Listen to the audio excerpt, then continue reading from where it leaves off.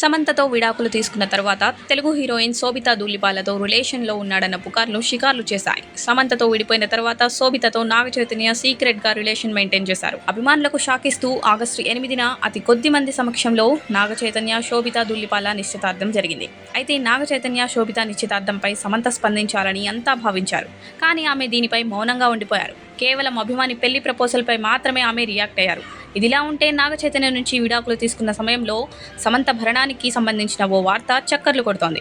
విడాకుల సమయంలో నాగచైతన్య ఫ్యామిలీ సమంతకు 200 కోట్ల రూపాయల వరకు ఆఫర్ చేసినట్టు తెలుస్తోంది. అయితే ఆ డబ్బును తీసుకోవడానికి సమంత ఒప్పుకోలేదట. విడాకుల సమయంలో సమంత ఎమోషనల్ అవుతూ తాను ఎవరి మీద ఆధారపడి పైకి రాలేదని, ఎటువంటి బ్యాక్గ్రౌండ్ లేకుండా వచ్చి స్టార్గా మారానని, కాబట్టి ఎవరి మద్దతు సహాయ సహకారాలు అవసరం లేకుండానే నా మిగిలిన జీవితాన్ని సాగిస్తానంటూ సమంత తెగేసి చెప్పిందట.